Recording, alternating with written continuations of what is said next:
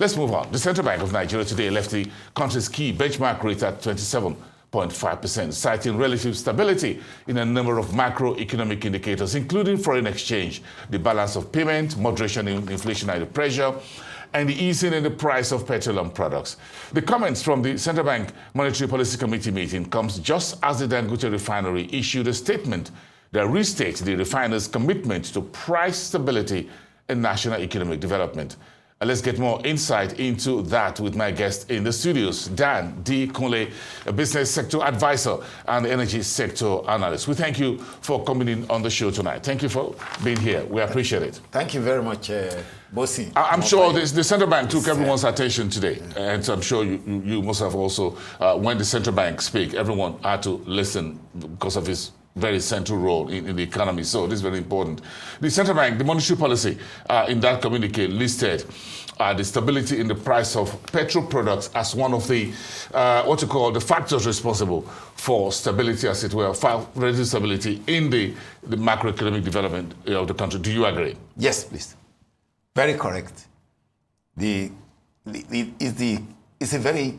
a near accurate assessment that the CBN governor made.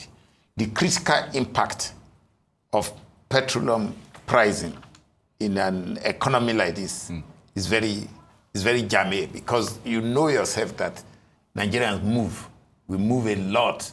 So if the relativity you have seen in the price of petrol for the last 5 months. When you say move, we move around a lot. We travel around. We are very mobile people. Yes. We are mobile. Just take from Lagos to Ibadan alone. Take from Lagos to Benin alone. See the number of vehicles on the road. Lagos to Abeokuta. Then you just take Kaduna axis to Kano. Just Kano City alone. So the impact that you have seen is because the price of petrol is relatively stable for the last 5 months. So it's a good evaluation report that has just come out from the Central Bank. It's very true. It's relatively good, and I think it should be, I praise sustain. I praise sustain. Apart from the fact that petrol prices are easing at the petrol stations, do you think Nigeria has also achieved stability when it comes to local production vis-a-vis imported products? Yeah, where are we on that? Yes, what are you hearing in the industry? Yes, the situation with that is, again, it boils down to the only functional refinery in Nigeria today is Dangote refinery. And the volume coming out of that place is what has given this stability. So we thank Mr. President and we thank Dangote for his intervention, for coming at the right time to the rescue of this country. Because if we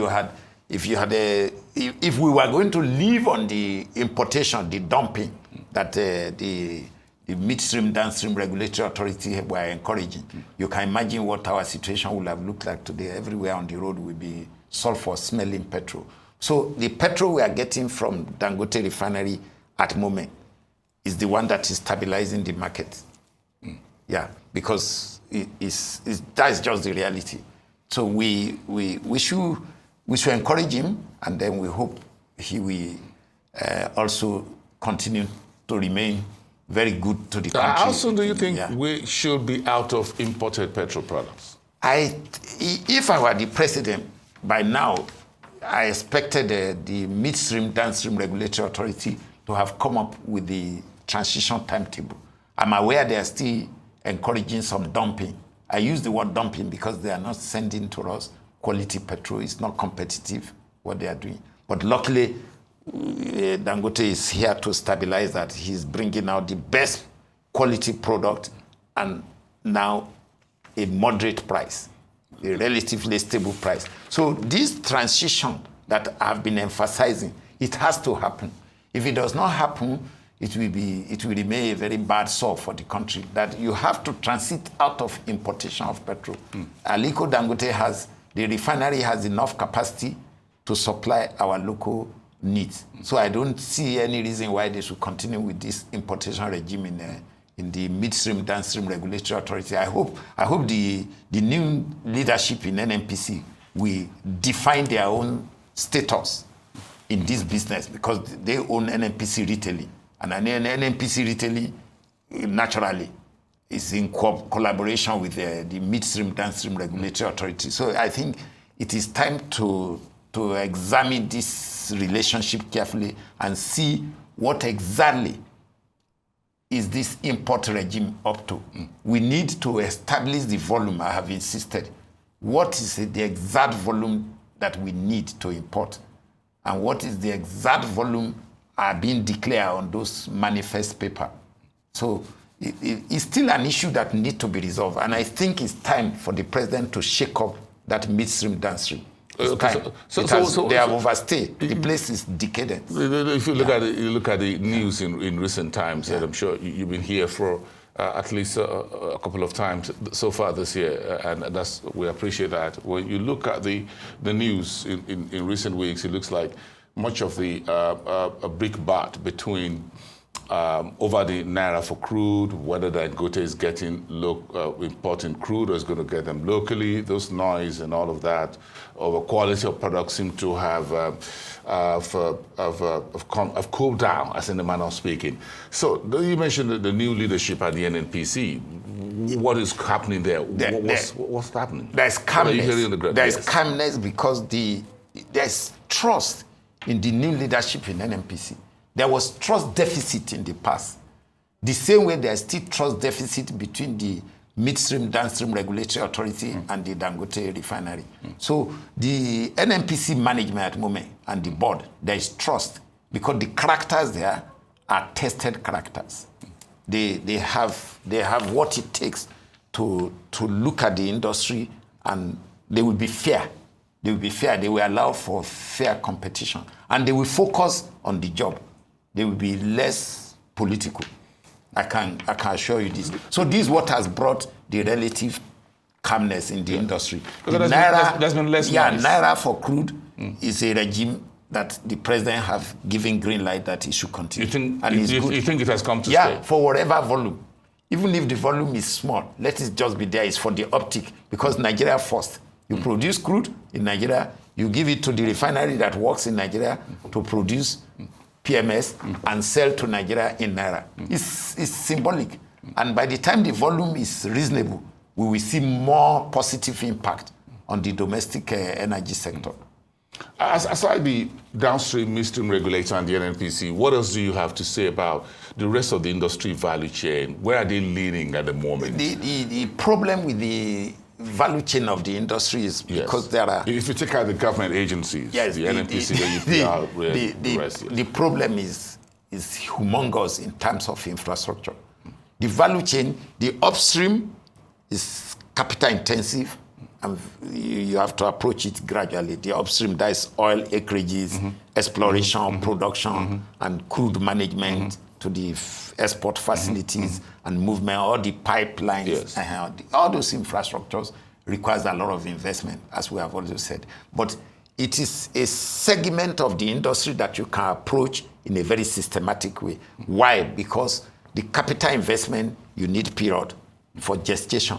The crisis is that all the money that NNPC is supposed to make in the last 5 years in the upstream, they have been wasting it in the midstream, downstream, on the refineries, on pipeline that never work, on those depots, on those PPMC depots, then import substitution. They were importing at a loss, and we have to pay. That is why you saw the gap that World Bank brought out. The money never accrued to federal government. The money was accruing, and they were just using it to balance their account for the import. Sort of staying afloat. Yes.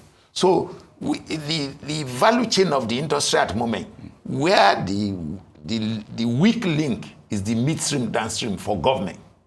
That is the refineries and the pipeline infrastructure. Are those folks interested in Nigeria First policy? Are they? What do you smell? Well, it's a good policy that all of us desire to have. You must produce what you eat. You must also eat what you produce. We must look after ourselves. We must clothe ourselves, grow cotton, and produce yarn, and produce the fabrics to wear.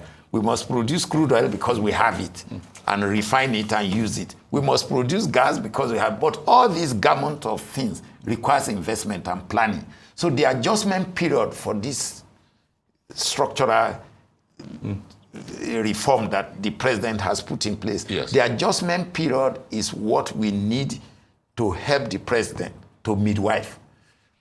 But the critical infrastructure that is required to do it, we must bring it out and say, look, this infrastructure is critical. How do we address it in the short and medium time? Without those infrastructures, even if you pump money into some of the segment, they will still not make the required impact you are expecting. But the most catalytic achievement that we have today is the Dangote refinery. So the industries because it's now proving that it is doable. I saw that a statement from Dangote today saying restating his commitment to price stability, but we've seen oil prices go wild, crude go globally. What's your take on that? It's a big sacrifice for Dangote, because if crude oil is $65 and he's still selling the petrol at this relatively low price, it's about 800 and something Naira per liter, it means he's losing money on PMS. But the good news is that he's exporting PMS, and he's at the same time giving some volumes to the Nigerian domestic market. So Nigeria, in this game, Nigeria is not losing. Nigerians are not losing, they are the beneficiaries. But corporate Dangote refinery may be losing some money for the time being, in PMS, but we are lucky, as I've said, it's a mixed grade. He's exporting. For the first time, Nigeria should celebrate. The president should celebrate that we are exporting refined product, petrol. Give me something to celebrate. Danko, give me something to celebrate. 500 Naira per liter, 700 Naira per liter petrol. Let's find the average. Let's find the average. The average will happen. The average of 500 and 800, yes. The average between 800 and between 500 and 900, that average will happen. As long as other factors remain, remain constant. Yes. I tell you, the average will happen. No, I like promises. Thank you. I'm going to hold you. I'm going to hold you to that. But I'm going to work it out what the percentage is, and then we'll talk about that later. Thank you so much for being here, sir. We appreciate that. Thank you. Grateful for your time on the show as always. Dan Kunle, business sector advisor and energy sector analyst.